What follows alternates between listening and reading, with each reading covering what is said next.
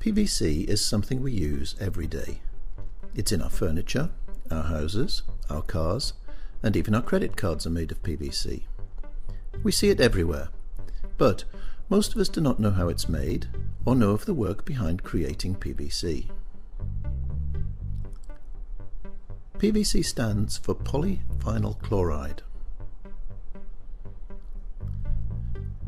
To explain how PVC is made, we first need to look at the raw materials to see how they react together to make PVC plastic, technically known as the PVC polymer.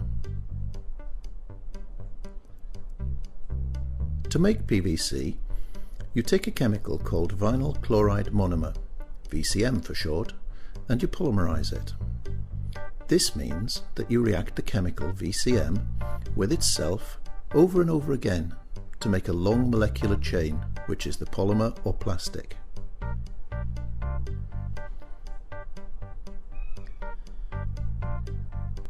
Making VCM is complicated. Usually, you first react together the chemicals ethylene and chlorine. This gives you the intermediate chemical called ethylene dichloride, or EDC. This process is called chlorination. It is this intermediate product that will then be used to make the vinyl chloride.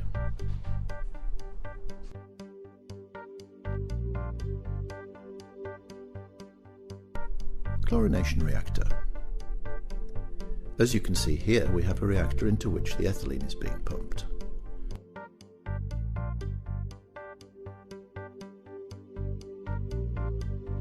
You can see the pipe with the ethylene as it is covered in ice, because the temperature of the ethylene is below zero.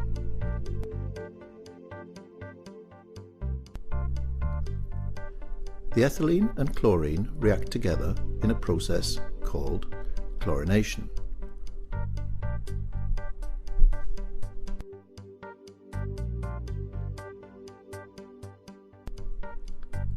This second process is called oxychlorination. By combining chlorination and oxychlorination processes, nothing is lost, and most is made from the raw materials. You then need to convert the EDC into vinyl chloride, or VCM.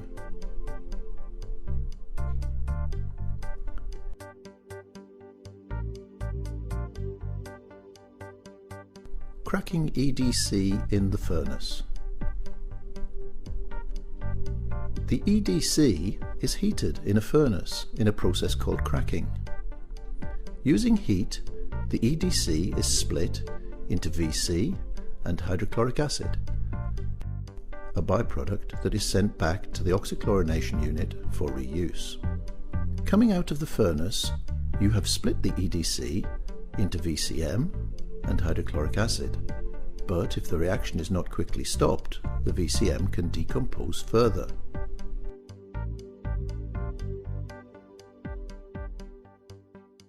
Quenching.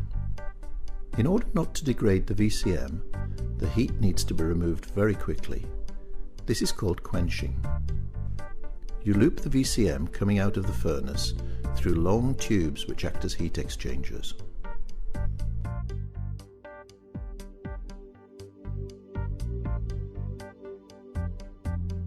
Cooling water. This process of cooling during quenching, as well as during chlorination, requires large quantities of water. The water is cooled in cooling units and recirculated into the process. This also explains the water vapour in the air that some people could mistake for smoke, which is in fact simply heat being released through water vapour.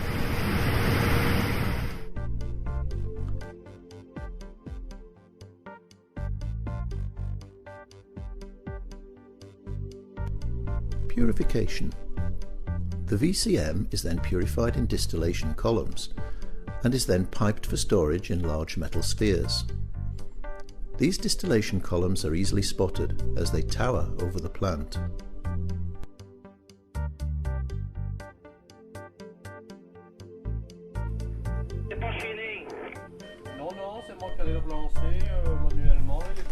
Control room.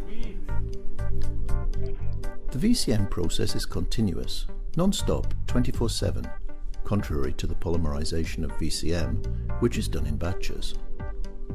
Both processes are closely monitored in specific control rooms.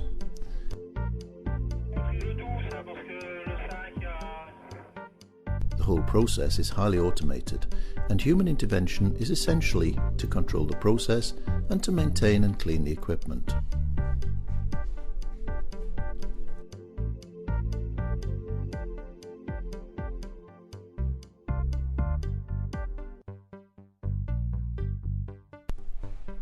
Autoclave polymerization.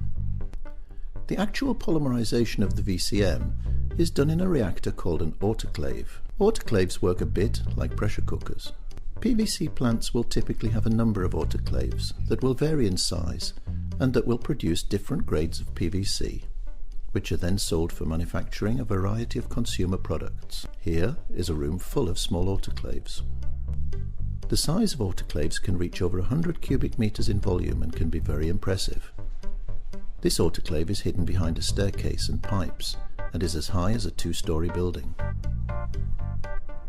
In the batch reaction, the autoclave will first be filled with water and then additives for the reaction, and the VCM will then be pumped into the reactor.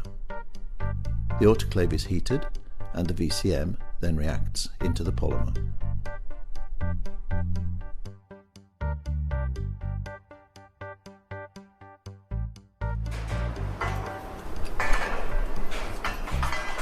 Stripping.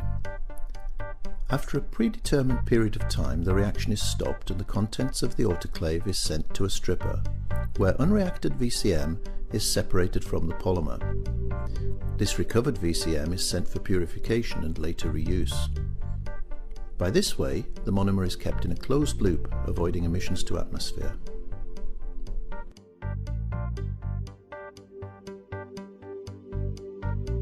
Centrifuging. The PVC is now a slurry. The next steps are a bit like drying wet clothes. The PVC needs to be dried, first in a centrifuge, which is similar to the spin cycle in a washing machine. It removes excess water.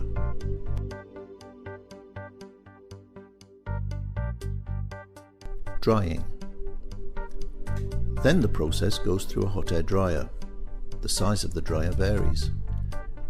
Here you can see a large dryer that processes approximately 500 tons of PVC a day.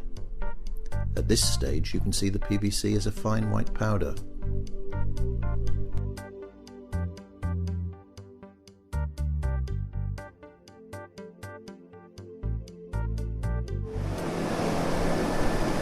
An interesting piece of equipment is the sieve, which passes the dried PVC through a mesh to remove any lumps, to obtain a fine powder of consistent quality.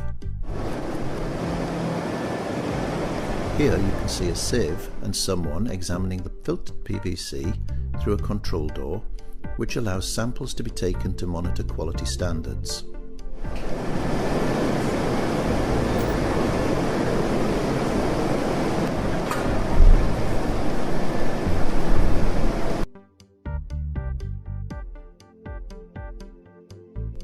Storage. The VCM storage spheres are remarkable because of their distinctive shape and the fact that they are generally very visible when you see a VCM plant.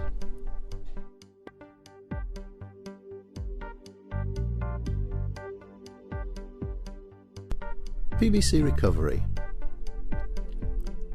The water used in the autoclave and in the stripping is also treated and recovered. The PVC looks like a white powder, and here you can see it being recovered and the water being cleaned. This ensures that there is no waste.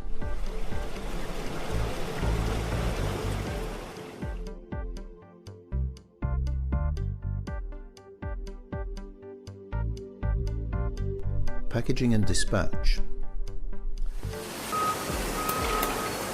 Now the PVC is a powder which needs to be stored. It is put into large silos ready for distribution to customers. Some of the PVC powder is packaged into bags, similar in appearance to bags of cement. These bags are stored in warehouses and transported off-site on trucks. Some of the PVC also leaves the site in bulk tanker lorries.